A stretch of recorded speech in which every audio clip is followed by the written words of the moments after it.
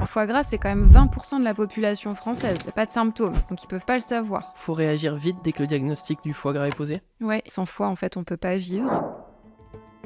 La graisse viscérale, c'est la petite bedaine, le petit bidon là qu'on a au niveau du nombril. Ce que je fais, c'est de dire aux gens que je reçois au cabinet, là, votre surpoids vient d'entraîner une maladie pour laquelle votre espérance de vie est diminuée.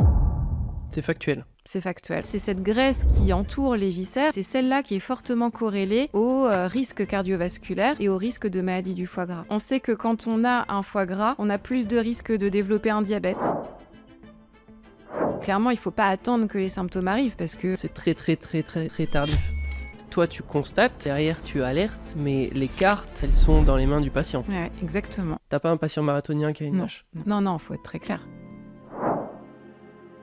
On a des patients, c'est fou. 1 an plus tard, ils ont tout modifié et ils sont guéris. Et puis il y en a un qui change rien du tout. T'es tenaillé entre d'un côté, tu peux sauver la vie de la personne, et d'un autre côté, tu peux être confronté à une impuissance sans nom. Et beaucoup sur les réseaux sociaux, parce qu'on voit passer plein de bullshit. On va pas se faire des amis.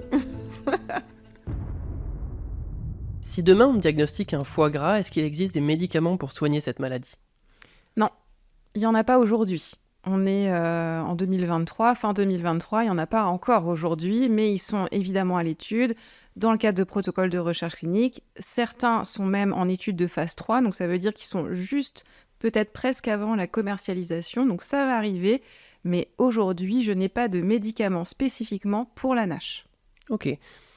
Est-ce que c'est les mêmes médicaments ou c'est assez proche de ceux qu'on a entendu parler là récemment, des médicaments qui faisaient perdre du poids ? On en a entendu aussi parler Kim Kardashian, on a eu Elon Musk, alors je ne sais pas si c'est vrai ou si c'est des rumeurs, etc. Ils en auraient pris, ils auraient perdu du poids grâce à ça, on a eu différentes stars. C'est des médicaments analogues un petit peu ou c'est différent ? Ouais, alors c'est marrant, tu utilises le mot analogue parce qu'effectivement, il y en a certains qui sont des analogues de GLP-1. C'est un peu compliqué, mais effectivement, il y a des médicaments qu'on utilise aujourd'hui pour le diabète qui marchent bien et on a remarqué qu'ils faisaient perdre du poids.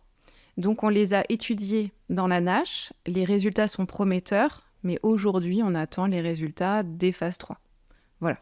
Ok. Peut-être que ça va arriver, effectivement. Donc ça sera des médicaments qui agiront directement sur le foie et qui permettront de faire maigrir le foie ? Je sais pas, En fait, ce sera via le fait de perdre du poids, parce que la perte de poids va permettre de diminuer la graisse au niveau du foie, et donc d'avoir une action sur la maladie du foie gras qu'on appelle la NASH. Donc si la personne perd du foie, du gras, et qu'elle garde son foie, mais qu'elle perd du gras tout court, en fait, il y aura également une perte de gras qui s'effectuera au niveau du foie. Exactement. Tu penses quoi, toi, du fait de perdre du poids grâce à des médicaments ? Je voudrais que ces médicaments soient indiqués seulement en second recours. Tu vois, par exemple, si on ne dit pas aux gens qu'ils vont devoir améliorer leur hygiène de vie, eh bien, le médicament, il perd un peu de son sens. Donc les médicaments, c'est super, on en aura probablement besoin parce qu'il y a des gens qui ne vont pas réussir à guérir de leur maladie du foie gras, mais il ne faudra pas perdre de vue tout ce qu'il y a autour, et je pense qu'on va le développer, l'hygiène de vie en premier, c'est hyper important. Ça, tu crois que c'est quelque chose qu'on peut faire en tant que médecin ? C'est-à-dire, tu as le médicament et tu le gardes sous le coude, tu le gardes dans ta manche et tu le dégaines au deuxième rendez-vous ? Ouais, je sais pas comment ce sera. Est-ce que ce sera mis par exemple en échec d'avoir justement essayé de modifier l'hygiène de vie ? Parfois, nous, on a des médicaments qui viennent en deuxième ligne. Est-ce qu'on considérera que le fait de modifier l'hygiène de vie, c'est une première ligne médicamenteuse sans médicaments ? C'est possible, en fait. Ou bien est-ce que ce sera tout de suite, on ira vers les médicaments ? Probablement qu'il y aura un peu des deux. Probablement que ça dépendra aussi du prescripteur. Je sais pas trop. Mais moi, j'aimerais bien d'abord creuser les choses, l'hygiène de vie, mais ça, c'est valable dans d'autres maladies. Tu vois, moi, j'aime bien prendre le parallèle du reflux gastro-œsophagien. Tu vois, quand tu fais... C'est les gens qui ont les remontées acides Ouais, dans le fond de la bouche. Exactement. En fait, si tu fumes, si tu bois beaucoup de café par jour, eh ben, tu vas avoir du reflux. Donc, c'est bien de donner un médicament pour calmer les brûlures, mais si derrière, tu n'arrêtes pas de fumer et de consommer du café, c'est un peu dommage de mettre un médicament alors qu'il y a peut-être à agir là-dessus, tu vois. Ouais, tout à fait. Je vais te poser peut-être une colle. En plus, on n'a pas parlé en préparant cette vidéo, donc tu as le droit à une carte Joker si jamais. Ok. Donc, tu sais, pour perdre du poids, c'est cette fameuse balance énergétique, c'est les lois de la thermodynamique. Donc, si tu manges plus de calories que tu n'en consommes, tu prends du poids. Si tu manges autant de calories que tu en consommes, tu restes à ton même poids, ton poids d'équilibre. Et si tu manges moins de calories que tu n'en consommes, tu perds du poids. Ok ? Ok. Comment le médicament, il arrive à se soustraire à ça et quel est son mode d'action pour réussir à faire perdre du poids ? En fait, il va agir sur la... Alors, en fait, ça dépend des médicaments. Donc, il n'y a pas un médicament qui agit de la même façon. Il y en a un qui va agir vraiment sur l'envie de manger. Donc, en fait, c'est presque cérébral. Donc, c'est une action qui n'est pas la même qu'un autre médicament qui va agir, lui, sur l'inflammation, donc sur la maladie finalement inflammatoire du foie.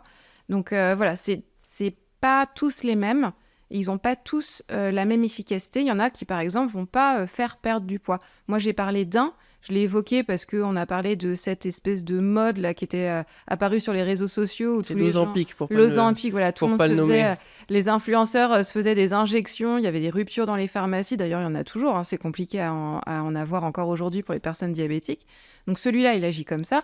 Mais il y a d'autres médicaments dans le foie gras qui vont agir complètement différemment. Mais en tout cas, du coup, c'est logique parce que si ça joue sur la faim, la personne mange moins et ça respecte la règle dont je parlais juste avant de la balance Exactement. calorie in, calorie out. C'est ça. Est-ce que tu peux nous expliquer, du coup... Non, avant de nous expliquer, je te propose de te présenter. On est entré dans le vif du sujet, donc vas-y, explique-nous qui tu es et ce que tu fais. Eh ben, écoute, je m'appelle Pauline Guillauche. En fait, je suis gastro-entérologue, donc je m'occupe des maladies digestives. Et en fait, j'ai une surspécialité, c'est que ma surspécialité, c'est les maladies du foie. Donc ça, j'en fais toute la journée au cabinet. Je m'occupe des maladies du foie, alors qu'elles soient évidemment liées à l'alcool. Elles peuvent être aussi liées au foie gras, donc on va en parler. Elles peuvent être liées à l'immunité. Enfin bref, tout ça, c'est vraiment ma surspécialité. Et puis depuis février 2023, je suis arrivée sur les réseaux sociaux, un peu par hasard, parce que en fait, j'ai fait des vidéos justement je voulais apprendre à mes patients comment est-ce qu'ils pouvaient faire justement pour améliorer leur pathologie du foie gras. Et en fait, je trouvais que j'avais pas assez de temps en consultation pour leur expliquer, pour aller au fond des choses. Et donc, je me suis dit, je vais faire des vidéos et puis je vais les mettre sur YouTube. Et puis comme ça, voilà, tout est parti de là pour essayer de parler un peu plus à mes patients, en tout cas plus longtemps après la consultation.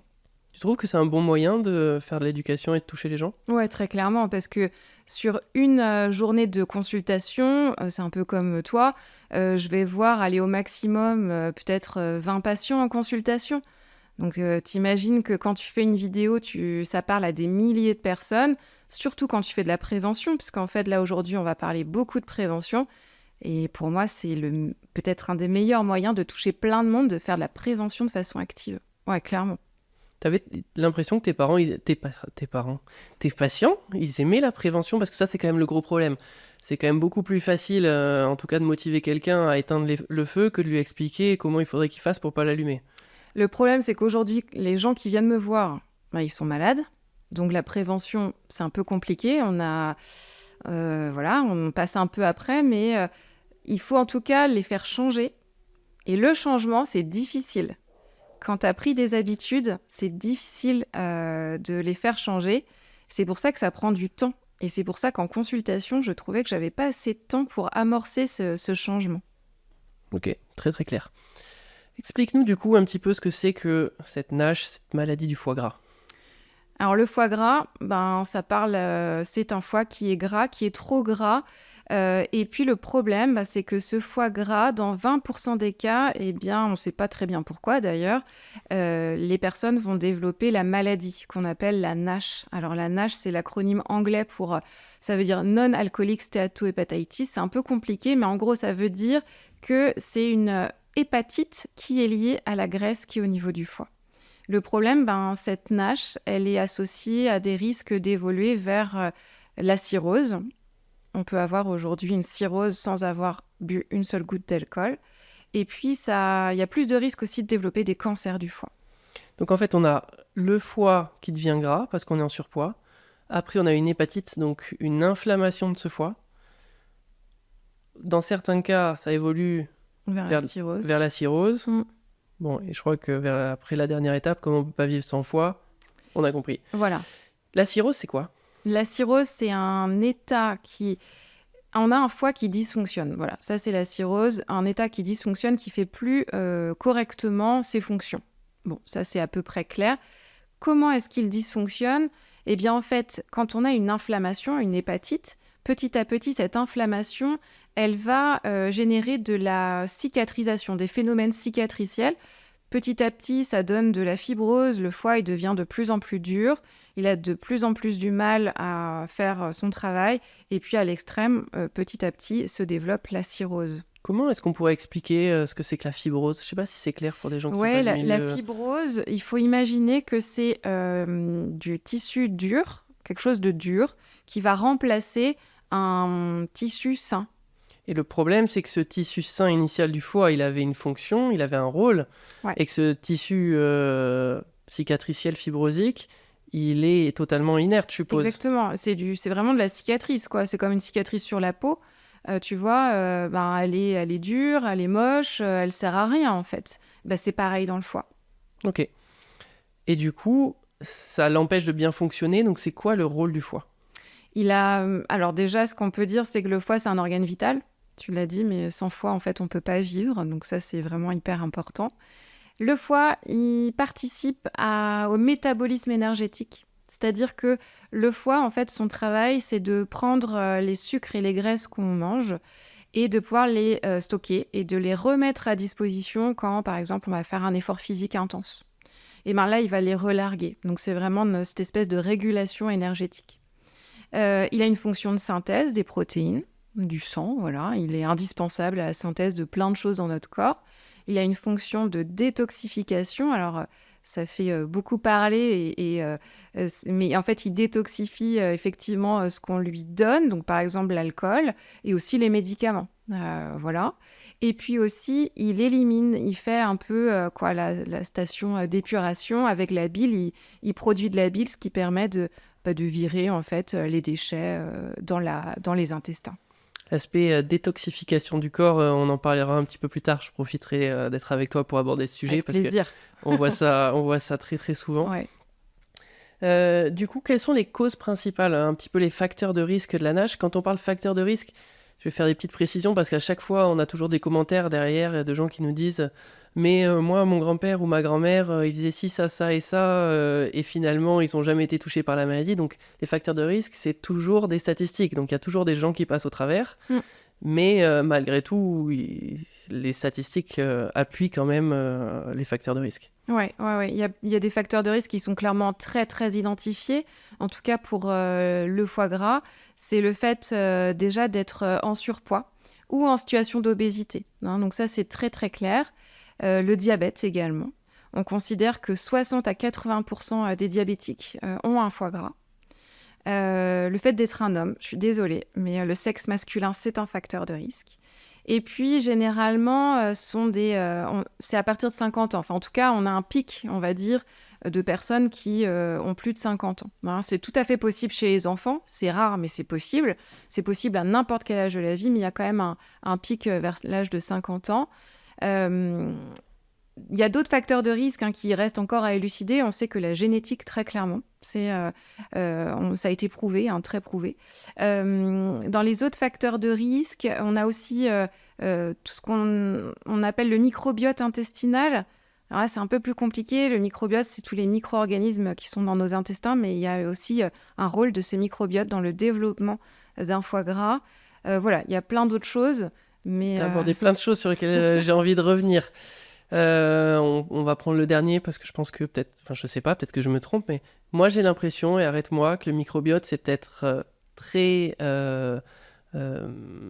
une porte d'entrée peut-être géniale pour le futur, mais qu'à l'heure actuelle on sait pas grand-chose. Oui, c'est sûr. Oui, ouais, clairement. Il y a plein d'études en cours. Dans toutes les maladies, quasiment, on s'intéresse au microbiote. Donc ça, au début, c'était très propre à ma spécialité, l'hépatogastro. Et en fait, on a montré que la maladie de Parkinson, elle est influencée par le microbiote. Donc en fait, aujourd'hui, on est vraiment au stade d'études. Il n'y a pas de médicaments. On peut prendre des probiotiques. Souvent, on va à la pharmacie pour prendre des probiotiques en se disant je vais améliorer peut-être mon microbiote.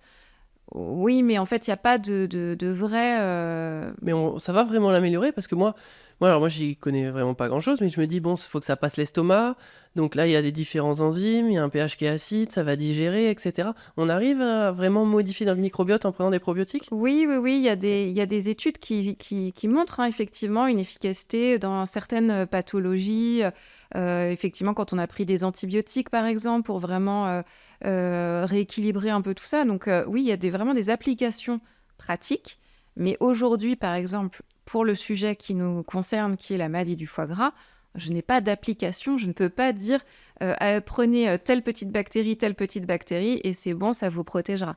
Ça, aujourd'hui, c'est un peu illusoire. Puis il y a toujours le problème un peu de l'œuf ou la poule, non? Est-ce qu'on a un mauvais microbiote, donc on a eu la maladie, ou est-ce qu'on a la maladie qui a influencé notre microbiote? Ouais, c'est exactement comme la génétique. On peut se dire, si j'ai les mauvais gènes ou j'ai le mauvais, voilà, mon père, ma mère, j'ai hérité de ces mauvais gènes, c'est fichu pour moi. Et c'est pas vrai, parce que les études, elles ont montré que quelqu'un qui avait beau avoir une génétique qui allait plutôt en faveur d'un développement de maladie du foie gras, si c'était quelqu'un qui mettait dans sa vie de l'activité physique, une bonne alimentation, il pouvait tout à fait contrecarrer finalement la génétique.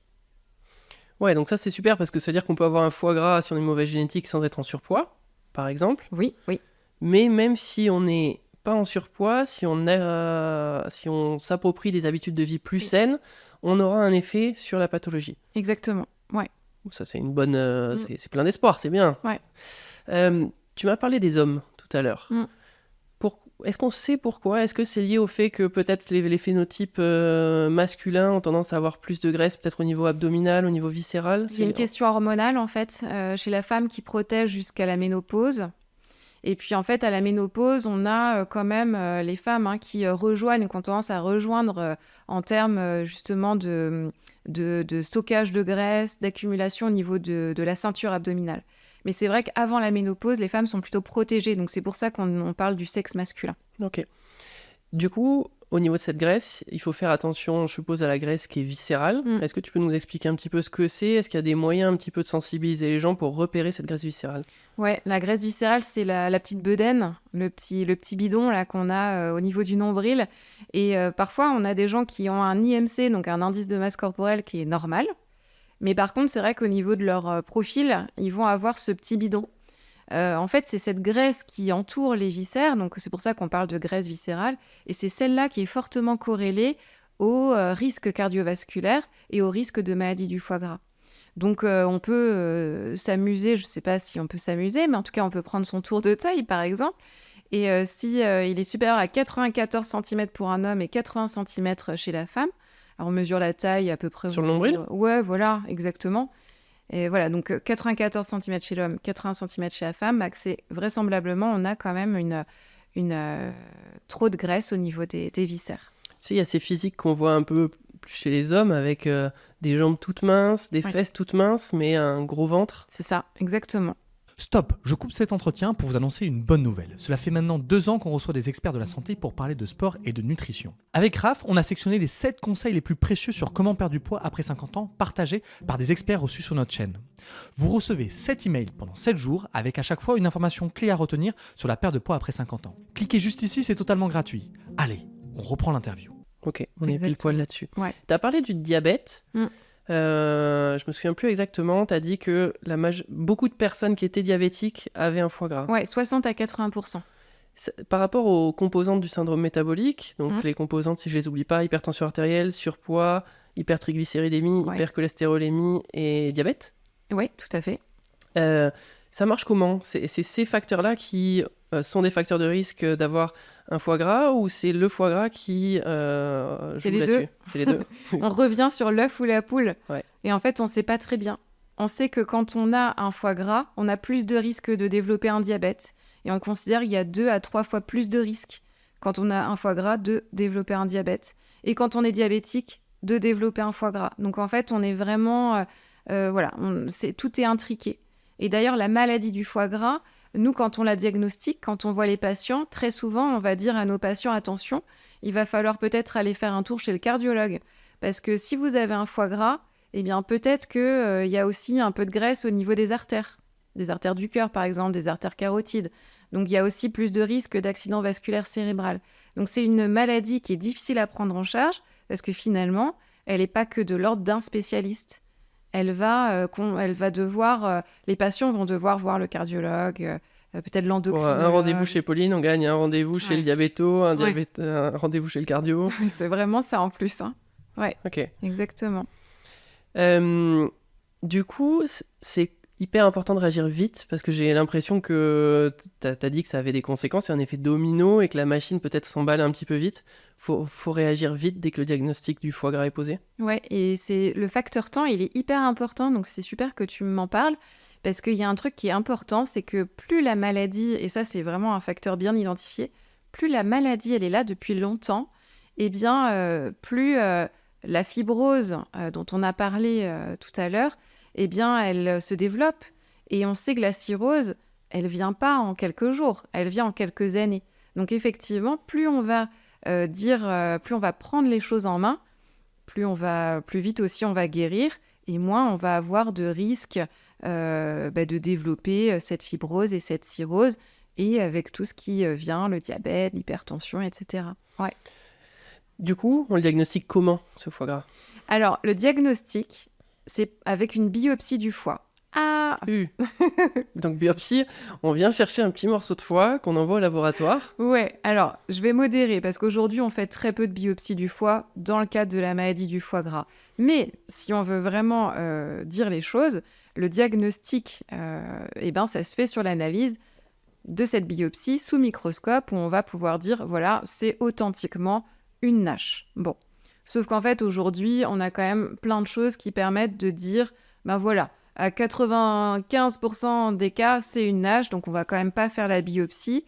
Déjà, il y a l'histoire, il y a on va recueillir lors de l'interrogatoire, quand on parle à nos patients, tous les autres facteurs de risque Dont on a parlé. dont on a parlé. Même moi, je demande si les parents, par exemple, est-ce qu'ils ont fait, je sais pas, un problème cardiaque, etc. Donc on creuse un peu. Parce qu'on a des patients parfois qui ont 30 ans, donc qui n'ont pas encore ni diabète, ni hypertension, ni cholestérol. C'est parfois la première étape, c'est celle du foie gras.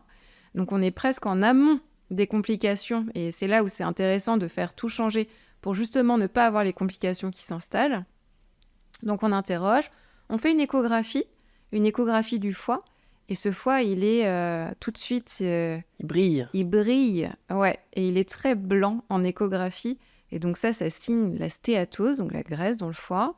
On va également faire une mesure d'élasticité. Alors le foie, c'est un organe qui est très mou, qui est très élastique. Quand il durcit, fibrose, cirrhose, c'est pas normal. Donc ça, on arrive à le mesurer avec soit nos appareils d'échographie, soit d'autres appareils comme ce qu'on appelle le fibroscan. Et donc ça, on dit non invasif. On n'a pas besoin d'aller mettre une aiguille dans le foie pour approcher ce chiffre de dureté. Donc ça, c'est chouette. Et puis, il y a aussi la prise de sang, bien évidemment. Prise de sang, on va regarder... C'est les fameuses transaminases, c'est ça? Ouais, les transaminases, les gamma-GT... Azatalate? Ouais, les transaminases azatalates, les gamma-GT, qui ne sont pas forcément augmentées juste à cause de l'alcool, mais qui peuvent être augmentées, perturbées, justement, avec une NASH. Ça fait plusieurs fois que tu parles de l'alcool. C'est Oui. quoi le rôle du foie par rapport à l'alcool? Le foie, l'alcool, il transite par le foie, puisque le foie, il va justement permettre de venir, comment on pourrait dire, un peu décortiquer l'alcool, en fait, pour le rendre moins toxique. Donc, plus le foie il est exposé à l'alcool, lui, il prend l'alcool, et au bout d'un moment, il y a une inflammation et une maladie chronique qui peut s'installer. D'accord. Donc si, en fait, tu me dis si je me trompe, il se rend compte que l'alcool est quand même pas bon pour le corps, donc son but c'est de l'éliminer, mais ça lui coûte un petit peu quand même de l'éliminer. Exactement. Ok, C'est ça. d'accord. Dans tout ce que tu m'as dit sur la façon de diagnostiquer le foie, ce qui est peut-être inquiétant, je sais pas, c'est qu'il y a à aucun moment de la clinique, à aucun moment il y a eu des symptômes, de la douleur ou des choses qui étaient faciles à recueillir. Donc ça a l'air quand même d'être très silencieux. Ouais, on n'a pas de symptômes. S'il y a des symptômes qui arrivent, c'est qu'on est au stade de la maladie de la cirrhose qui elle-même est compliquée. Mais au premier stade, foie gras. Alors, foie gras, c'est quand même 20% de la population française. On dit que c'est 8 millions de Français qui ont un foie gras. Donc, effectivement, il n'y a pas de symptômes. Donc, ils ne peuvent pas le savoir. C'est souvent une découverte fortuite sur une échographie pour autre chose, par exemple. Ah, vous avez le foie qui brille, vous avez le foie gras. Donc, il n'y a pas de symptômes. Quand on a une NASH, donc les 20% de ceux qui ont un foie gras, il n'y a pas de symptômes. Quand la fibrose se fait, il n'y a pas de symptômes. Quand la cirrhose est silencieuse, il n'y a pas de symptômes non plus.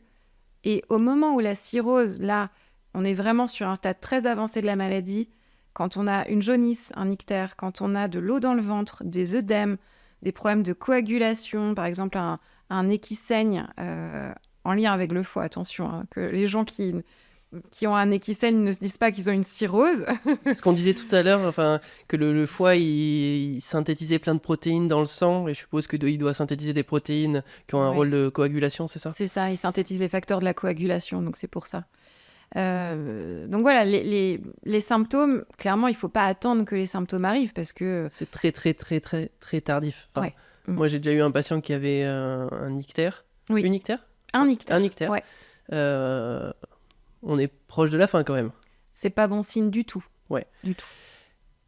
Mais comment on fait ? Parce que c'est silencieux, tu me dis qu'il y en a 20% de la population qui en souffre, tu me dis qu'il faut réagir vite, donc ça veut dire que tout le monde doit faire une consultation préventive à la recherche. En tout cas, tout le monde doit régulièrement aller voir son médecin, et c'est au médecin de penser de manière préventive au fait qu'il peut y avoir potentiellement un foie gras. Oui, ça peut être au médecin, bien sûr, au médecin généraliste, mais ça peut être aussi à ceux qui regardent la vidéo de se dire, c'est vrai que j'ai un peu de ventre. Peut-être qu'à la prochaine visite chez le médecin généraliste, je vais lui en parler quand même. Peut-être que c'est le moment de faire une prise de sang. Donc, c'est effectivement du rôle du médecin généraliste, mais aussi voilà, des gens de se dire... On peut l'aider, on peut le sensibiliser un peu peut-être. Exactement. Quand on a une hypertension artérielle ou quand on a un peu trop de cholestérol sur la dernière prise de sang, peut-être qu'on peut évoquer le sujet du foie gras avec son médecin généraliste. Toi, du coup, c'est quoi ton rôle en consultation quand tu as un patient qui a un foie gras ? Il est multiple, c'est de poser le diagnostic, c'est de dire on est bien sur ce diagnostic-là et pas sur une autre maladie du foie. Parce qu'il y a plein de maladies du foie, donc déjà, il ne faut pas se tromper de diagnostic. Et puis ensuite, c'est de regarder sa sévérité. Donc ça va être de dire, voilà, vous en êtes à tel stade, on parle de fibrose, et en fait, c'est pareil, la fibrose, elle se cote de fibrose 1 à 4, par exemple, sachant que la fibrose numéro 4, finalement, c'est la cirrhose. Donc ça va être de pouvoir ensuite dire quel suivi on va faire en fonction de ça. Il y a des patients qui ont une NASH au cabinet que je rencontre, que je ne vais pas revoir. On a parlé de 8 millions de gens qui ont un foie gras, 20% des 8 millions qui ont une NASH, on ne peut pas suivre tout le monde. Mais on va leur donner des conseils généraux, des conseils en termes d'alimentation, en termes éventuellement de reprise d'activité physique. Voilà, c'est ça mon rôle. Donc en fait, toi tu constates, derrière tu alertes, mais les cartes, elles sont dans les mains du patient. Ouais, exactement. Tu m'as dit qu'il y avait 4 stades de fibrose. Le stade 1, il est réversible ? Ils sont tous réversibles. À 100%, sauf le 4, si j'ai bien compris. Même le 4, quand il est pris à temps, il est réversible avec le temps, là aussi. Mais quand tu as une cirrhose, effectivement, qui est installée depuis de nombreuses années et qui est compliquée d'un ictère, d'une jaunisse, bon là, il n'est pas réversible. Mais la cirrhose débutante, elle peut être réversible si elle est prise à temps. Par exemple, je ne sais pas, on va imaginer quelqu'un qui a 45 ans. On diagnostique une NASH avec une fibrose dite sévère. D'accord ? Donc un foie qui est déjà très dur, presque au niveau de la cirrhose. Eh bien, on a dit 45 ans, il y a peut-être plus de 30 ans devant lui pour qu'il récupère finalement un foie qui va bien.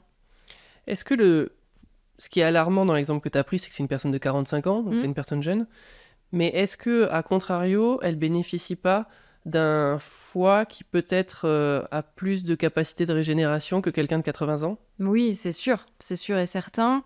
On peut se dire aussi que celui de 80 ans, il a peut-être des comorbidités, ça veut dire qu'il a peut-être d'autres pathologies aussi qui vont faire qu'il ne va pas régénérer son foie de façon aussi simple qu'à 45 ans. On peut se dire qu'à 45 ans, on va peut-être avoir moins de médicaments aussi, moins d'autres problèmes, donc ça va peut-être être un peu plus simple.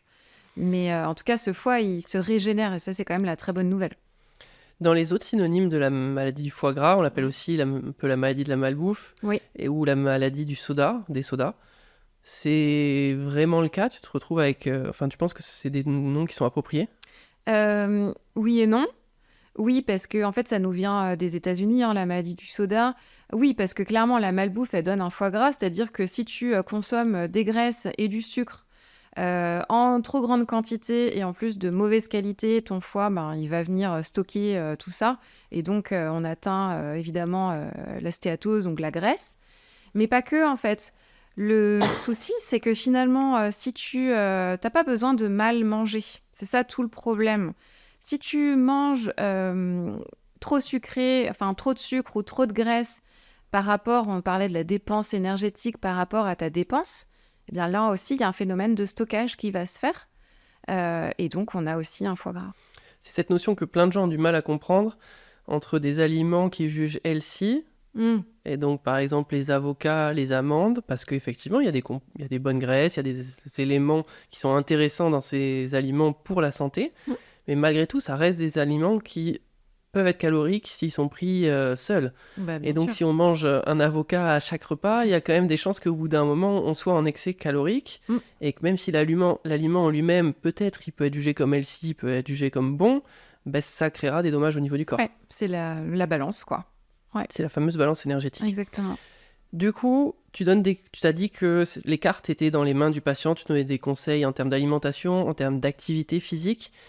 En termes d'activité physique, est-ce que tu rentres un peu dans les détails? Qu'est-ce que tu donnes? Ou est-ce que tu dis aux gens, voilà, faut y aller, faut se mettre au sport, et tu les laisses libres? Non, je parle pas de sport. C'est un peu, parfois c'est un peu j'ai l'impression que c'est un peu un gros mot, le sport. On parle donc d'activité physique, c'est-à-dire de remettre du mouvement dans la vie des gens, parce qu'en fait, on a des gens qui sont extrêmement sédentaires. Et donc, les patients que je reçois au cabinet, souvent, sont très, très sédentaires. Donc, on reprend vraiment un niveau un peu basique de réintroduire de la marche, de réintroduire des escaliers. Alors, il y en a qui me disent, là, cette semaine, j'ai un patient qui m'a dit qu'il n'y avait pas du tout d'escalier dans sa vie. Bon, il y a certainement d'autres façons. Donc, on parle vraiment de choses très simples, vraiment très, très simples, de garer sa voiture plus loin pour marcher plus. Voilà, on parle de ça. Et puis après, effectivement, on voit où est le patient, à quel niveau, effectivement, d'activité physique il peut atteindre. Évidemment, je ne vais pas avoir le même discours par rapport à un jeune de 30 ans que par rapport à quelqu'un qui a 70 ans et des difficultés à se mouvoir dans la vie de tous les jours. Donc, tu les encourages le plus possible à bouger. Maintenant, si on regarde la littérature scientifique, est-ce que tu as des pistes, par exemple, en disant on a vu que dans des études, faire une activité cardio, c'était mieux que faire de la muscu ou du renforcement musculaire, ou peut-être l'inverse? Est-ce qu'il y a des preuves comme ça? Oui, il y a des études qui ont montré qu'effectivement, le fait d'associer toujours une alimentation équilibrée et de l'activité physique, ça fonctionnait dans la NASH. D'accord, mais il faut aussi associer l'alimentation. Après, en termes d'exercice, je ne rentre pas forcément dans les détails avec le patient, mais oui, on peut se dire effectivement que quand on va faire plus de sport un peu cardio, et ça, tu vas peut-être mieux le dire que moi, on va avoir quand même plus de dépenses.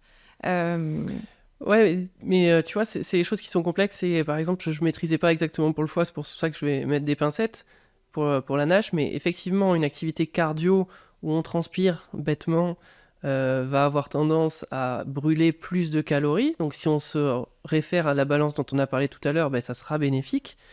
Par contre, par exemple, je sais que dans le cas du diabète, c'est très intéressant de faire de la musculation et d'augmenter sa masse musculaire parce que ça permet d'augmenter la sensibilité à l'insuline, par exemple. Donc, c'est tout ça, du coup, pour la NASH. on reprend les deux. Non, mais c'est sûr, l'association des deux est toujours positive. Ouais. Est-ce que c'est quelque chose qui vaccine vraiment? Est-ce que toi, ça t'arrive d'avoir des patients qui sont ultra sportifs, mais qui ont parallèlement une mauvaise génétique, etc., et qui ont une NASH? Non, T'as pas un patient marathonien qui a une non, NASH? non, non, non. Non, non, faut être très clair. Non, pas du tout. Au niveau alimentation, Mm. qu'est-ce que tu donnes comme conseil? Alors là, c'est pareil. Ou est-ce que tu donnes des conseils, voilà, enfin, Ouais, je donne des conseils. C'est pareil, hein, c'est en termes de... On est sur des petits pas. On est vraiment... en fait, peut-être que toi, tu sais ce que c'est que de bien manger. Moi, je sais aussi ce que c'est que de bien manger. Mais il y a plein de gens qui n'ont pas d'éducation sur l'alimentation. Donc, en fait, on va reprendre les bases. On va parler, par exemple, des sodas. On va parler de tout ce qui est très sucre ajouté, aliments transformés, pour essayer de diminuer cette part de sucre ajouté, d'encourager à cuisiner soi-même. Tu vois, des choses finalement qui peuvent être un peu basiques, mais en fait, c'est hyper important. On va reprendre cette pyramide-là du régime un peu méditerranéen, de l'alimentation méditerranéenne, où on diminue les viandes rouges, évidemment, l'alcool et les sucreries qui sont tout en haut de la pyramide, on essaye non pas de les bannir, mais en tout cas de les réduire très très fortement. Et on va passer plutôt sur des huiles végétales, par exemple, une très bonne hydratation. Voilà, donc ça, on va parler de ça pour remettre en mouvement, en action, une alimentation avec de moins en moins de préparations toutes faites, hyper transformées. toi, quel retour t'as pas quel retour, mais quelle évolution tu remarques de tes patients quand tu donnes ces conseils-là? T'as l'impression que derrière, il y a une prise de conscience de beaucoup, de la plupart, de très peu. Comment ça évolue? Globalement, c'est assez décevant, hein. Je vais pas te cacher que je suis des patients depuis plusieurs années et il se passe rien du tout. Par contre, je vois leur bilan hépatique se dégrader et leur fibrose s'aggraver. En fait, il y a les gens qui vont saisir le truc un peu tout de suite et se prendre en main. Et là, on a, et pour le coup, j'en ai des gens avec des très beaux résultats et j'arrête de les suivre. Il n'y a plus de graisse dans le foie. Donc, c'est excellent résultat. Ils ont guéri. Donc, on arrête de les suivre. Ils ont modifié profondément et durablement leur hygiène de vie. Ils ont remis du mouvement. Ils font du sport. Ils ont changé drastiquement leur alimentation. Et non seulement eux, ils ont changé leur alimentation, mais leur famille a changé l'alimentation. Parce que c'est très difficile quand tu es en couple, quand tu es dans une famille avec des ados et que tu es seul à manger différemment des autres, c'est très difficile. Donc, on a des changements, on a des patients, c'est fou. 1 an plus tard, ils ont tout modifié et ils sont guéris. Et puis, il y en a qui ne changent rien du tout. Et C'est fou, parce que t'es tenaillé entre d'un côté, tu peux sauver la vie de la personne, donc je pense que quand on est médecin, ça reste le Graal quand même ultime. Et d'un autre côté, tu peux être confronté à une impuissance sans nom. Donc en fait, tu as un éventail d'émotions qui est hyper large. Faut les gérer. Ouais. Faut les gérer. Il y a d'autres problèmes. Ces gens-là, ils ont d'autres soucis. Et je l'entends. Il y a d'autres problèmes. Il peut y avoir, je sais pas, moi, d'ailleurs, souvent on en parle, parce que eux essayent de m'expliquer pourquoi il n'y a pas eu tous ces changements. Donc, il y a eu, par exemple, je sais pas moi, une dépression, un changement de boulot, le fait d'avoir été licencié. Il y avait d'autres problèmes, des problèmes d'argent, etc. Il y avait d'autres soucis dans leur vie qui étaient plus importants que de mettre leur santé en priorité. Mais souvent, je leur dis... Rien devrait être supérieur à leur santé quand même. Et j'avoue, je me suis un peu énervée mardi dernier en consultation parce que je me suis pas énervée parce que je m'énerve pas, mais en consultation, j'ai un patient qui avait absolument rien changé, qui trouvait ça presque un peu rigolo. J'étais un peu étonnée. Et en fait, je lui ai dit, tant que vous n'avez pas compris que votre santé, c'est votre priorité dans votre vie, je vais avoir du mal à... Ah oui, toi, tu peux pas jouer la partition toute seule. Non. Je coupe très rapidement cette interview passionnante pour vous donner une information qui va vous intéresser. Avec Raph, on a créé les tips de GG et Raph, une newsletter exclusive où l'on va vous partager tous nos conseils santé appuyés par nos lectures d'articles scientifiques. Un dimanche matin sur deux, nous vous dévoilons nos pépites pour booster votre santé après 50 ans. Cliquez juste ici pour y accéder. Attention, chaque tips est envoyé qu'une seule fois, donc arrêtez d'en louper et inscrivez-vous dès maintenant. Vous pouvez bien sûr vous désabonner à tout moment si le contenu ne vous intéresse pas. Et c'est totalement gratuit. Allez, on reprend l'interview, je ne veux pas déranger Raph plus longtemps. Moi, j'ai l'impression, quand je reçois un patient, on va dire avec une douleur musculo-squelettique et que j'incite à bouger, voilà, on peut faire un parallèle comme ça, je pense qu'avec un très bon taux de réussite, après une première consultation, je sais si ça sera suivi ou pas suivi. C'est pareil. Ouais. Est-ce que tu as l'impression, de temps en temps, parce que là, ce qu'on dit depuis le début quand même, c'est que, grosso modo, quand on a ce genre de pathologie, il faut perdre du poids maintenant, que ce discours, il peut être vu comme grossophobe? Oui, on peut faire un raccourci en disant que c'est grossophobe, mais la grossophobie, c'est le fait de stigmatiser, de discriminer les personnes en surpoids. C'est pas du tout ce que je fais en fait. Ce que je fais, c'est de dire aux gens que je reçois au cabinet, là, votre surpoids vient d'entraîner une maladie pour laquelle votre espérance de vie est diminuée. C'est factuel. C'est factuel. Voilà. Donc il faut prendre en charge la question du poids. Et je pense que si tu le dis pas, il y a aussi une notion de perte de chance et de ne pas avoir exposé clairement à la personne ce qu'elle risquait avec cette pathologie. Moi, je ne suis pas en train d'emmerder les gens qui sont en surpoids et qui n'ont pas de maladie. Moi, c'est pas... D'ailleurs, je ne les vois pas en consultation, ceux-là. Moi, je les laisse. Il n'y a pas de problème. Les gens que je vois, ils sont malades. Donc, à partir du moment où il y a une maladie qui est en lien avec n'importe quel facteur de risque, comme par exemple, je peux faire le parallèle avec une pathologie auto-immune, on va traiter la pathologie auto-immune, je vais donner des médicaments pour ça.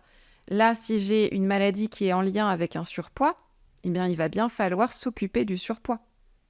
Ouais, et c'est qu'il n'y a pas d'autre solution. Non. Tu fais comme ça. C'est ça. Hier, avant-hier, sur Insta, tu relayais un message d'une personne qui disait que, alors je me souviens plus, mais en substance, grosso modo, elle pouvait pas mettre en place des solutions pour améliorer son hygiène de vie, pour mieux manger, pour essayer de bouger plus, etc. Tu penses qu'on peut vraiment être dans des situations où il n'y a rien qui est faisable ? Moi, je pense qu'on peut toujours faire. Non, je pense pas, et je suis pas d'accord avec ce discours-là. Je sais que les légumes, c'est plus cher, par exemple, les légumes du marché, et ça, souvent, on me le dit. C'est cher de bien manger.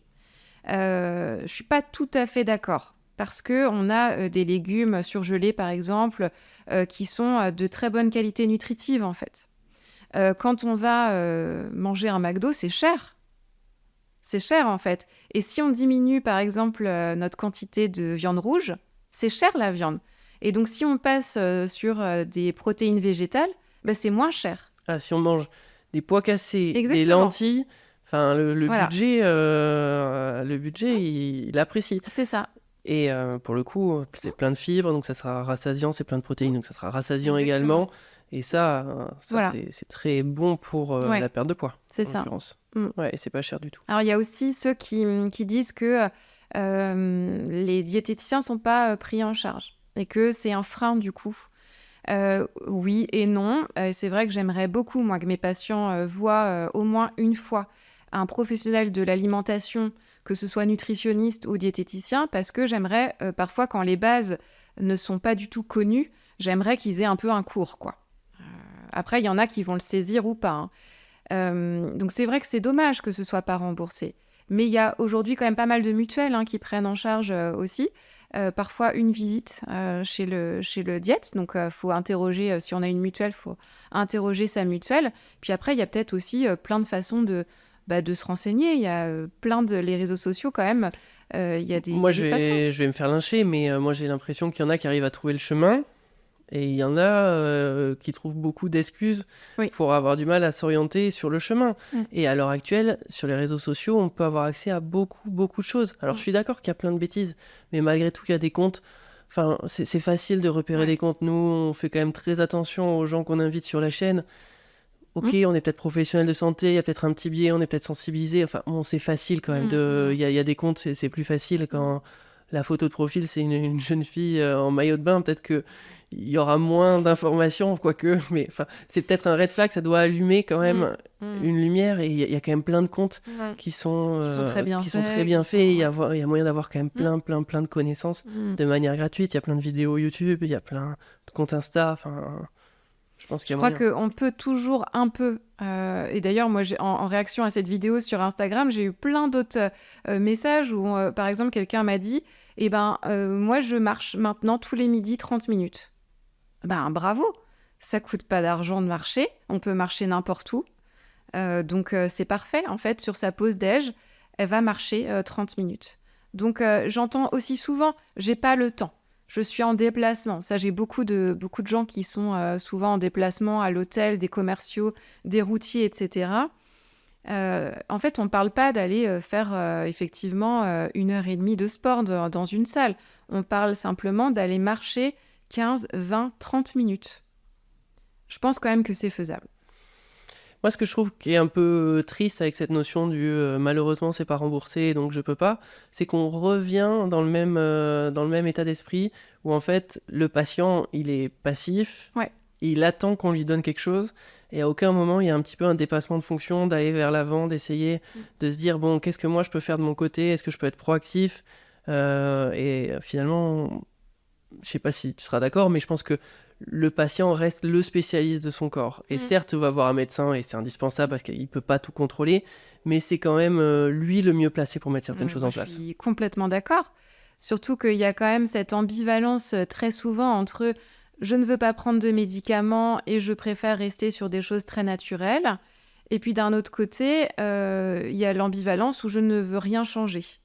C'est-à-dire que je ne veux rien changer et là on peut parler de la détox parce que j'attends une solution. Moi, j'ai plein de patients qui me demandent quoi faire pour justement détoxifier ce foie gras. Qu'est-ce qu'ils peuvent prendre comme complément alimentaire, qu'est-ce qu'ils peuvent... Voilà, comment prendre quelque chose de naturel. Oui, on reste sur du passif. Complètement. Sauf que c'est pas du tout ça l'idée. L'idée, c'est de changer son mode de vie. Donc, quand je leur réponds ça, effectivement, on n'est pas sur la même longueur d'onde. Ouais, je sais pas si la notion, elle est tellement... Oui, il y a une notion, effectivement, de pas prendre de médicaments, parce qu'on sous-entend que le médicament, il y a des effets secondaires, délétères, etc. Mais il y a aussi cette notion de passivité. Je prends un cachet ou un complément alimentaire ou une vitamine, ou je bois n'importe quoi, un peu d'ail pressé avec du gingembre, et en fait, c'est pareil, c'est passif. Enfin, il n'y a rien eu à faire. C'est ça. T'as dit justement, du coup, je voulais qu'on vienne là-dessus, quand j'ai une NASH, comment je peux détoxifier mon foie ? Je suppose que tu viens de dire ce que les patients disent. On ne considère pas que le foie qui a une NASH, il y a besoin d'être détoxifié. Non. En fait, le fait... Enfin, voilà, ça, c'est ce que les gens me disent. Comment est-ce qu'on fait pour détoxifier son foie ? En fait, le foie, il n'a pas besoin d'être détoxifié, puisque c'est le foie qui détoxifie notre organisme. Donc, en fait, laissez-le tranquille. On va pas on va pas consommer n'importe quoi pour essayer de faire quelque chose qui n'existe pas, qui est donc la détoxification du foie. Ça, le foie, il le fait très bien tout seul. Et encore une fois, le foie gras, non, ça passe par l'alimentation et l'activité physique. C'est une question qu'on te pose beaucoup en consultation ? Oui, ouais. Et beaucoup sur les réseaux sociaux, parce qu'on voit passer plein de bullshit. Beaucoup. Beaucoup. En quoi ça peut être négatif ?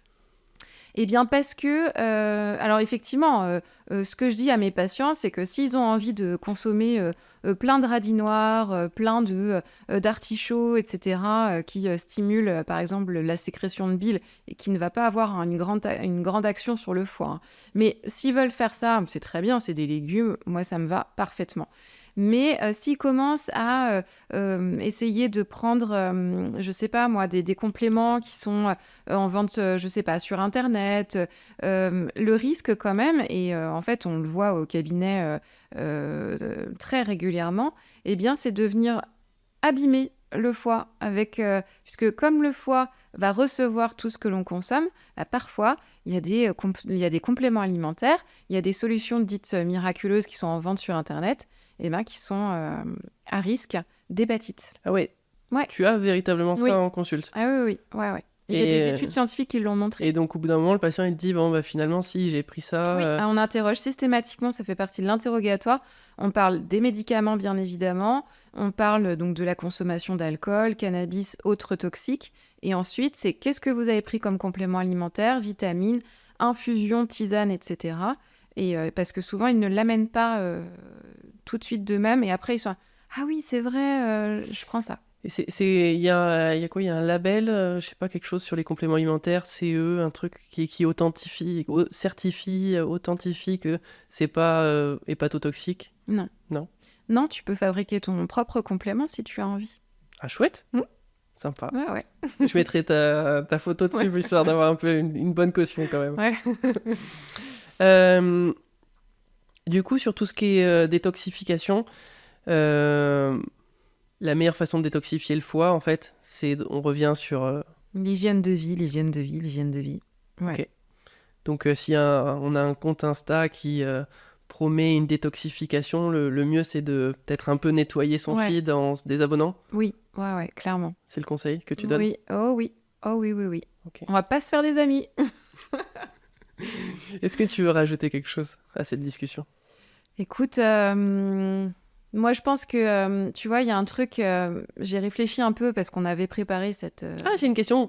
Ah, Oui, que bah je t'ai voilà, pas posée. c'est ça, parce que j'ai réfléchi. Et ben voilà. Ouais. Qu'est-ce que, au niveau santé publique, si si t'étais promu ministre de la Santé, Ouais. que t'avais beaucoup de pouvoir d'un coup, qu'est-ce que tu mettrais en place? En fait, je m'étais dit, oui, je vais dire que franchement, il faudrait vraiment rembourser l'activité physique adaptée, etc., parce que c'est parti là, du texte de loi, machin. Donc effectivement, je trouve que ce serait super d'avoir de l'activité physique adaptée remboursée. Mais en fait, on revient au fait de, oui, mais c'est pas remboursé, alors du coup, je peux pas faire. Donc, il ne faut pas, finalement, si j'étais ministre de la Santé, eh ben, en fait, j'irais voir mon ministre de l'Éducation et je lui demanderais de mettre beaucoup plus, dès le plus jeune âge, une éducation à la bonne alimentation. Parce qu'on sait que nos enfants, ils font du sport à l'école, ok. Mais c'est leur expliquer pourquoi, en fait, il faut avoir une bonne hygiène de vie. Parce qu'en fait, ils ne le savent pas. Moi, j'ai mon grand, il a 12 ans, il fait du sport au collège, mais personne ne lui a expliqué que finalement, c'était bon pour son corps aussi. Tu vois? Et ils n'ont pas de notion d'une bonne alimentation. Sauf qu'en fait, je trouve que, et ça, je le dis sur mes réseaux, c'est un super pouvoir que on peut transmettre à nos enfants, c'est de bien manger. Dès le plus jeune âge, en fait. Et ça, tu vois, eh ben ça, c'est important parce que c'est l'éducation, ça va passer par là pour les générations futures, pour justement qu'ils ne soient pas à 40 ans avec une cirrhose liée à une NASH. Voilà, c'est ça que je ferais. Ça me va bien. Ça me va bien. Je vois que j'ai eu de la chance de par ma maman qui m'a transmis ça, qui m'a éduqué là-dessus. Donc, c'est sûr que ça aide beaucoup parce que je suppose que quand tu arrives à...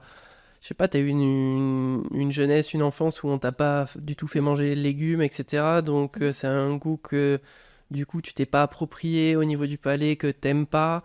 Bah, plus tard, ça va être très problématique quand même pour venir en manger, pour essayer de faire une rééducation un petit peu gustative à ce niveau-là. Alors que si on était habitué tout petit, on s'en est même pas rendu compte. Ouais, et puis c'est pas facile de savoir faire à manger. Il y a plein de gens qui savent pas faire à manger parce que finalement, on leur a pas appris. Parce que leurs parents leur ont pas forcément appris. Et moi, j'essaye vraiment avec mes enfants. Tu vois, j'en ai 3. Et moi, mon grand, il a 12 ans. Et en fait, il sait déjà se faire cuire un œuf. Et il me regarde, en fait, faire à manger.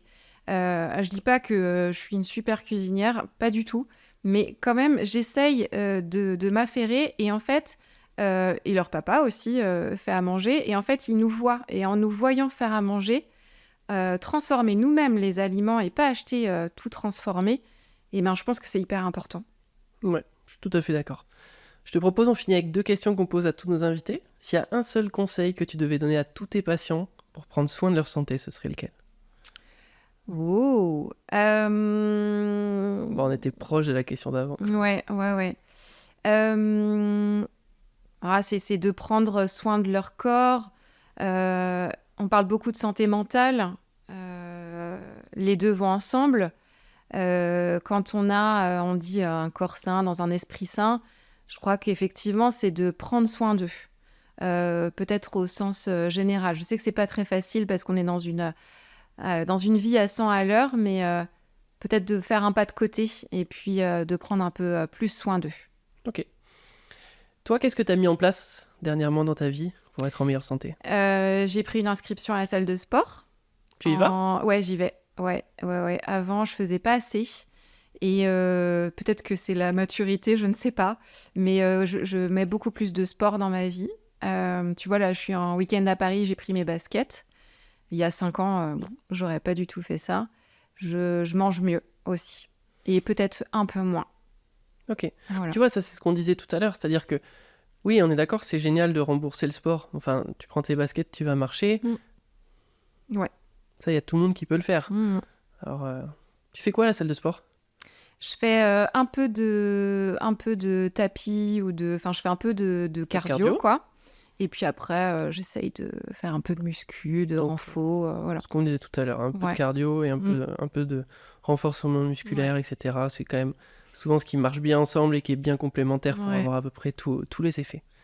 Eh ben, merci beaucoup, Pauline. Merci. Stop! Avant de partir, est-ce que vous êtes intéressé à pousser un peu plus loin vos connaissances sur la perte de poids après 50 ans? On vous a préparé une vidéo qui fait la synthèse sur comment perdre du poids après 50 ans. On a passé 4 mois à l'écrire et à recueillir les informations pour faire ce petit bijou. Cliquez juste ici pour la regarder.